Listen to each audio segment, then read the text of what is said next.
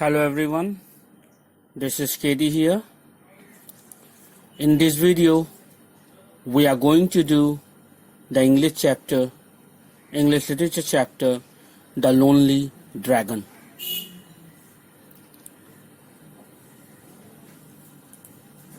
Dragons are among the most powerful and enduring of the world's mythological creatures.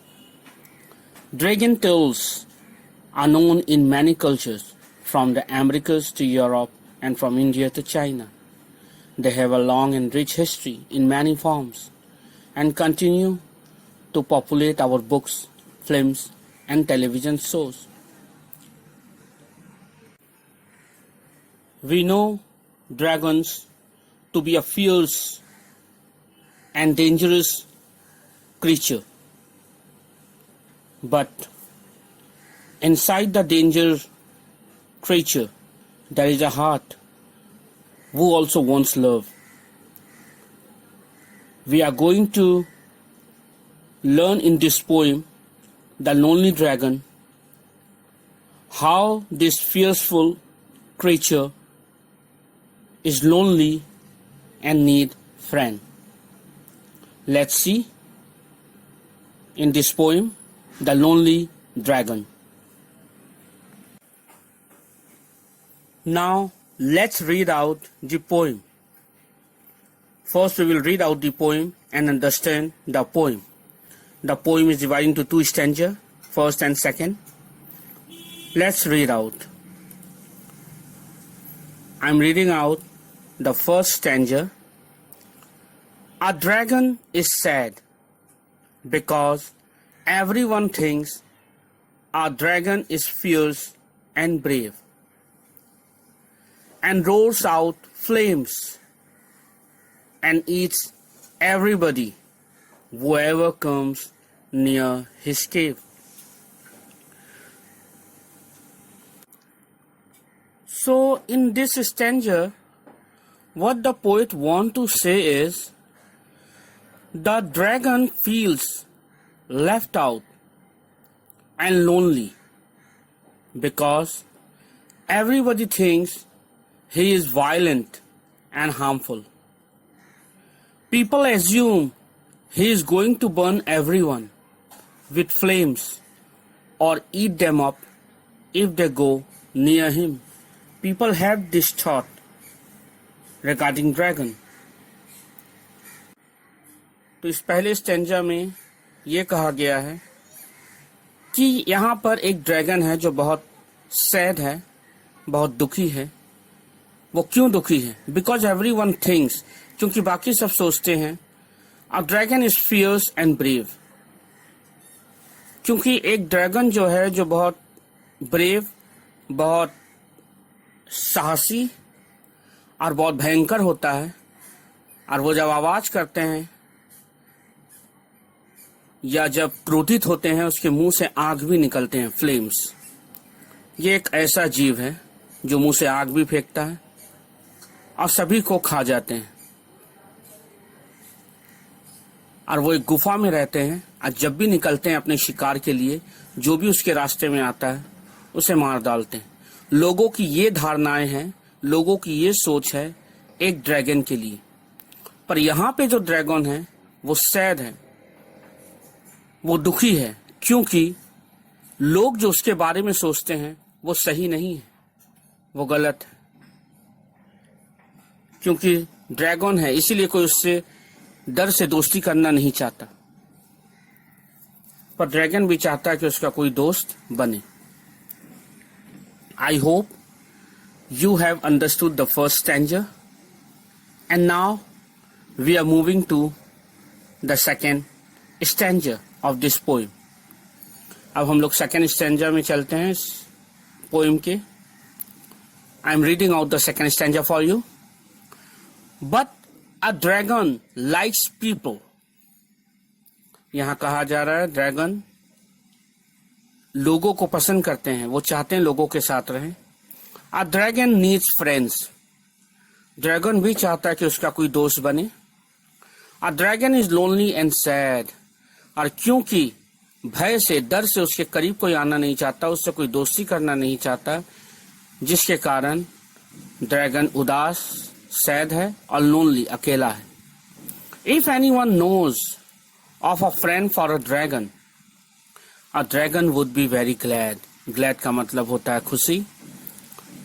तो अगर कोई जानता है कि ड्रैगन का कोई दोस्त बन सकता है, या ड्रैगन किसी से दोस्ती कर सकता है, या कोई ड्रैगन को कोई दोस्त दिला दे या उससे किसी की दोस्ती करा दे, तो शायद ड्रैगन बहुत ही खुश होगा। तो इस कविता में जिस ड्रैगन की बात कही जा रही है वो भयंकर तो है, पर वो अकेला भी है। तो generally people thinks that a dragon is fierce, a dragon is cruel, a dragon is very dangerous, a dragon is always harmful for people. It is not so.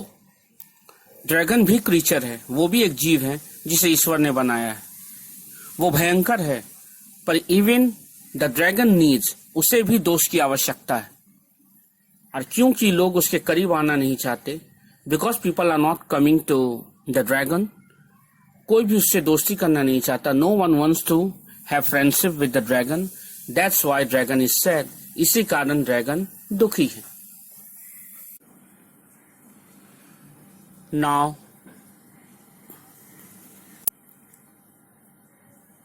I am going to read out summary for you.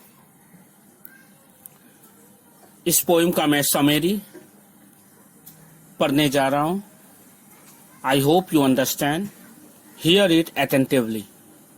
I am reading out the summary for you.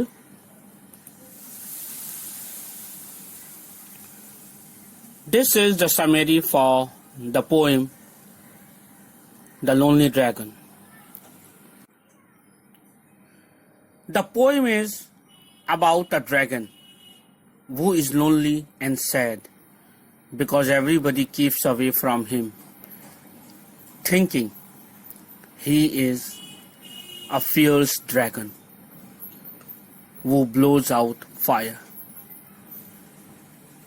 ये कविता एक dragon के ऊपर है जो अकेला और बहुत दुखी है, क्योंकि लोग उससे दूर रहना चाहते हैं, उसका कोई दोस्त नहीं है,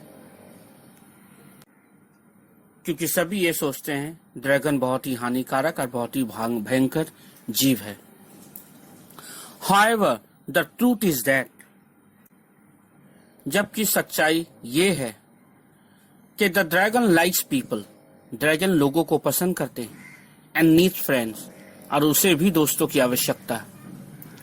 He would in fact be very glad, वो अत्यंत ही बहुत ही खुश होगा, if someone knew, अगर कोई उसे किसी से उसकी दोस्ती करा दे, if someone knew of a friend for him, अगर कोई ड्रैगन का दोस्त बन जाए तो ड्रैगन को बहुत ही खुशी होगी।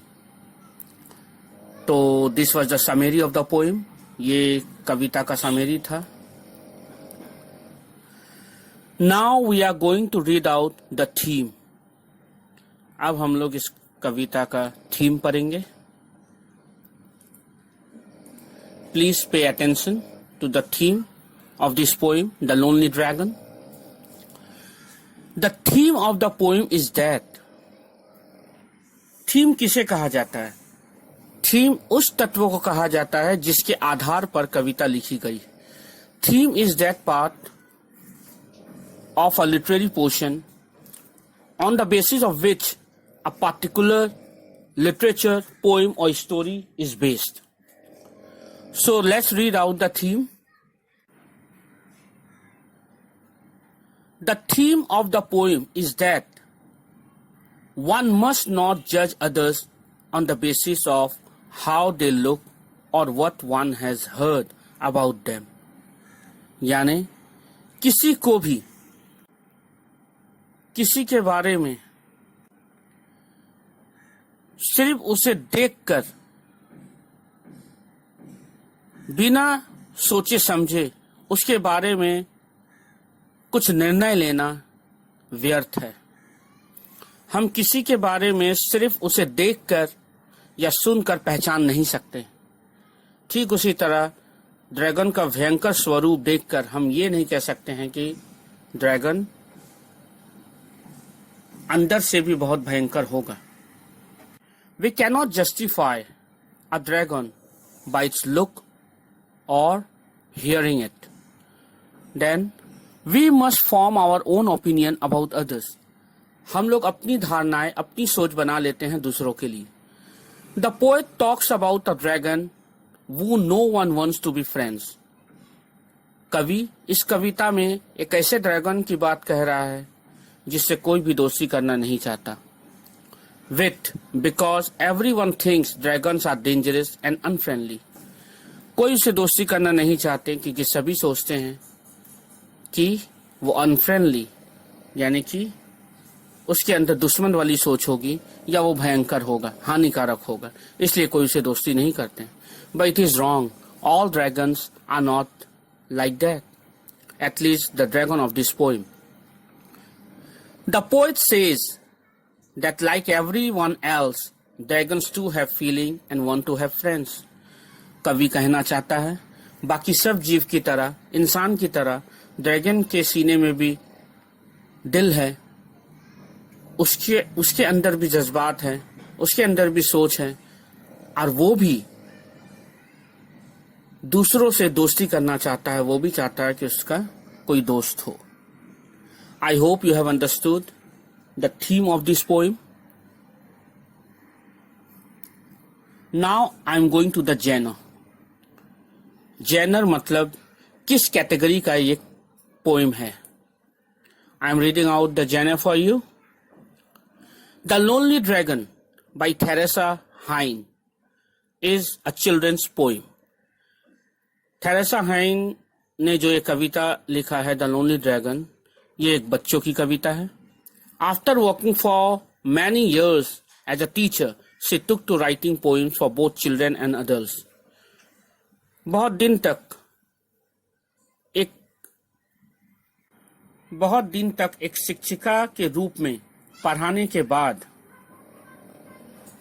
थेरेसा हाइन ने इस कविता की रचना की है बच्चे और बड़ों दोनों के लिए। इससे बच्चे और बड़ों दोनों के लिए ये सीख है कि हमें किसी का बाहरी स्वरूप देखकर उसके बारे में निर्णय नहीं लेना चाहिए।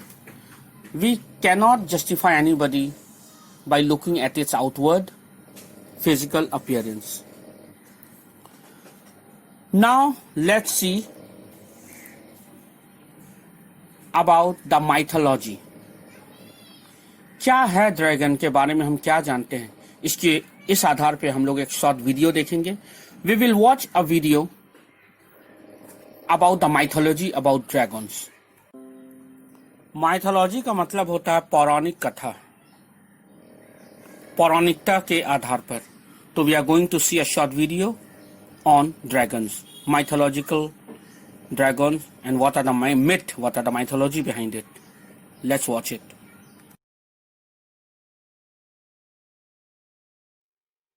Dragons. When many people think of fantasy, their minds will inevitably drift towards dragons. Regal, terrifying, conniving, powerful, dragons come in many different shapes and sizes.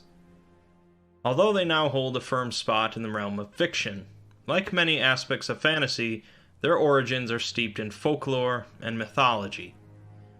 Nearly every culture across the globe has had myths of dragons or dragon-like creatures, from the great serpent Jormungand of Norse belief, to brave European knights slaying dragons and rescuing princesses, to the enigmatic dragons of China that can bring good fortune and good weather.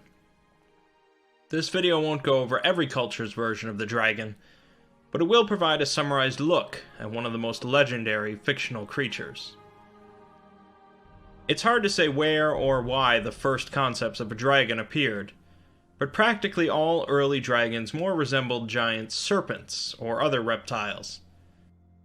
This is likely due to an innate fear within much of humanity for snakes, but it's also possibly due to people finding dinosaur fossils that they couldn't explain, or even exaggerated myths about living reptiles, such as the Komodo dragon or alligators. Large, serpentine monsters appear throughout Mesopotamian literature and artwork, often combining aspects of a snake, lion, and bird. These entities can be both benevolent and malevolent, and some were depicted as guardian figures at the entrances to temples and palaces.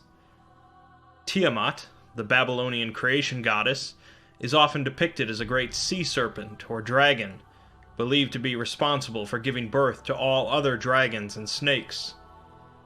This viewpoint would be later popularized in the Dungeons & Dragons RPG, depicting Tiamat as an evil five-headed mother of dragons. Another great serpent deity is the Egyptian god, Apep, often shown as a giant snake, but occasionally as a crocodile. Apep embodied chaos and darkness, and therefore was the greatest enemy of the sun god, Ra. It was said that every day, Apep would wait in the underworld, just below the horizon, and as Ra sailed across the sky each day providing light to the world, Apep would lie in wait for him. Once Ra reached the horizon, Apep would attempt to devour him in the underworld, causing night to come. Fortunately, Apep would always fail, in part thanks to the vigilant prayers of the Egyptians for Ra's victory, and Ra would return to the sky once again at dawn. Apep was also believed to be responsible for shaking the earth on occasion, and was sometimes thought of as the eater of souls in the underworld. Great sea serpents feature in a number of religions and mythologies, such as Vritra in the early Vedic religion, Jormungand in Norse mythology, and Leviathan in the Hebrew Bible. Leviathan especially is given a description much like what we'd expect from a dragon, reading, "I will not fail to speak of Leviathan's limbs, its strength, and its graceful form. Who can strip off its outer coat? Who can penetrate its double coat of armor? Who dares open the doors of its mouth, ringed about with fearsome teeth? Its back has rows of shields tightly sealed together. Each is so close to the next that no air can pass between. They are joined fast to one another. They cling together and cannot be parted. Its snorting throws out flashes of light. Its eyes are like the rays of dawn. Flames stream from its mouth. Sparks of fire shoot out. Smoke pours from its nostrils as from a boiling pot over burning reeds. Its breath sets coals ablaze, and flames dart from its mouth." This concept of a great sea serpent being slain by a powerful deity or hero would extend across the Eastern Hemisphere. In Greek mythology, Zeus was said to have battled the many-headed snake, Typhon, for supremacy of the cosmos. Some said that Typhon was capable of breathing fire, and many others agreed that he was a great winged serpent. Their battle shook the earth, but Zeus triumphed thanks to his mighty thunderbolts, and cast Typhon into the depths of Tartarus.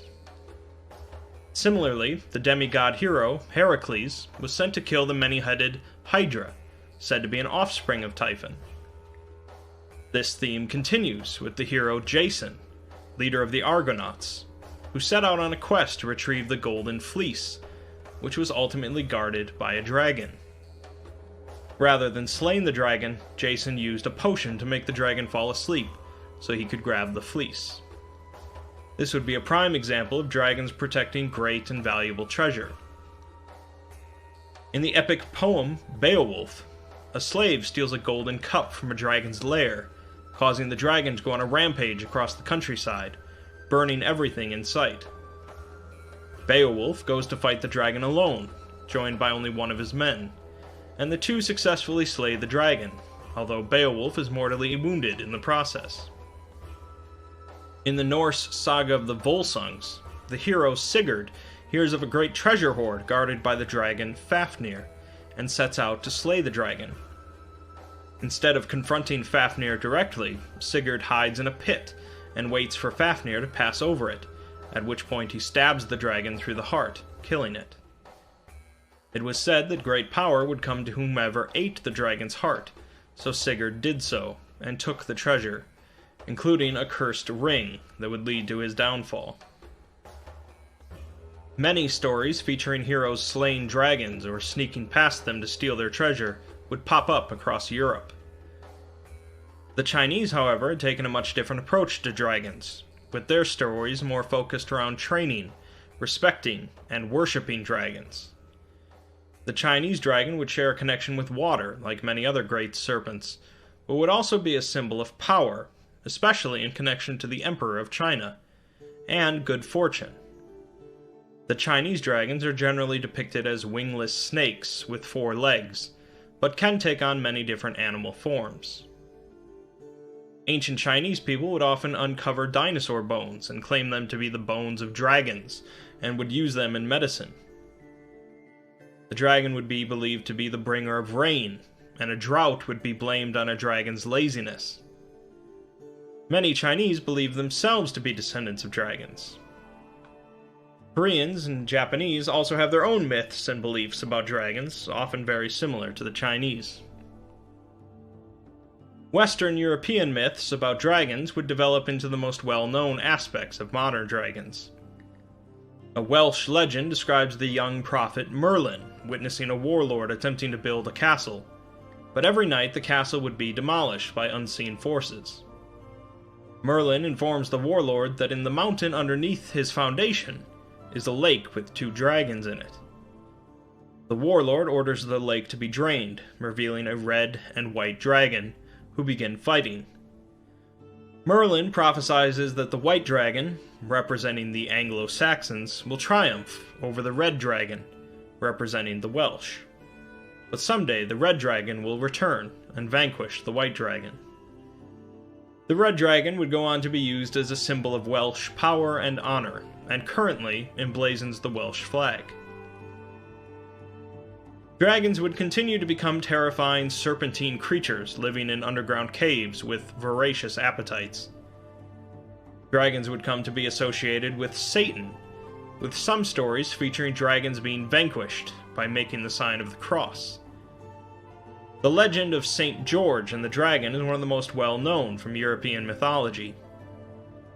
In the legend, a dragon dwelled in a pond near a city, and to prevent it from attacking the city, people began to give it offerings, starting with sheep, then men, and finally their children, chosen by lottery.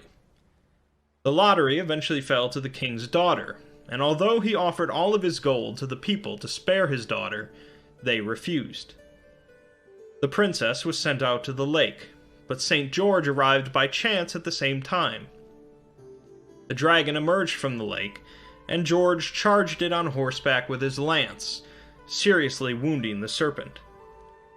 He proceeded to collar the dragon, and the princess was able to lead it back to town on a leash. The people, of course, were terrified, and George agreed to finally slay the dragon if they consented to converting to Christianity and become baptized. Many of the people, including the king, agreed, and so George cut off the dragon's head. A church was set up where the dragon died, and a spring flowed from its altar that would cure all diseases. The story concept of a brave knight rescuing a princess from a terrible dragon would live on. Eastern Europeans had similar legends featuring winged dragons capable of breathing fire that guard princesses. A popular Polish folktale discusses a dragon living under Wawel Hill. The dragon demanded from the nearby city a number of cattle every week, and for each one that he was not given, he would eat a villager instead. The king sent his 2 sons to slay the fearsome dragon, but they could not do so in direct combat. Instead, they devised a plan to fill a calf skin with burning sulfur, which the dragon promptly ate, killing it. Depending on the version, one of the brothers kills the other so that he can receive the glory for himself, blaming the death on the dragon. The prince's secret is later discovered, however, and he is expelled from the country. Other versions feature the king himself killing the dragon, or a humble shoemaker, each using the sulfur. The Western concept of a dragon became a firm aspect of fantasy, and many books began to be written featuring them. One of the most famous of dragons in modern fantasy is Smaug, from J.R.R. Tolkien's The Hobbit. Many of Smaug's aspects would come from myths and folklore regarding dragons, particularly the epic poem Beowulf. Ancient, winged, intelligent, greedy, vengeful, and capable of breathing great gouts of flame, Smaug embodies all of the concepts that most people associate with dragons. Tolkien's stories would feature other dragons, of course, such as Encalagon the Black, the greatest of all dragons, and Glaurung, who likely drew inspiration from the Norse Fafnir, as he was also killed from underneath by a hero stabbing at his belly. Dragons would become an integral part of the tabletop role-playing game Dungeons & Dragons, which began to diversify the dragon species into a number of different colors, each featuring their own abilities and temperaments. At this point, dragons were a mainstay of fantasy fiction, and over the following decades, dragons would be featured in countless books, films, video games, and more, with the Western dragon being far more prevalent. Dragons are a near universal concept, and have been in some form for hundreds and hundreds of years. Whether friendly or fearsome, intelligent or savage, fire-breathing or rain-bringing, dragons are one of the best aspects of fantasy.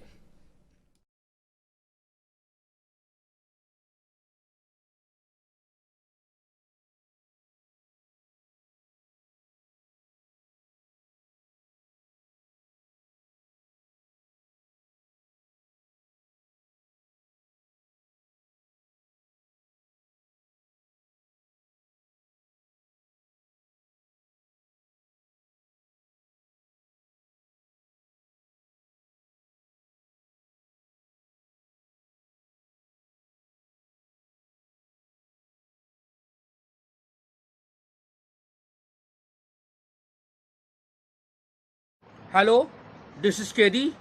I hope you like the video. So keep on watching the video. All the best and good luck.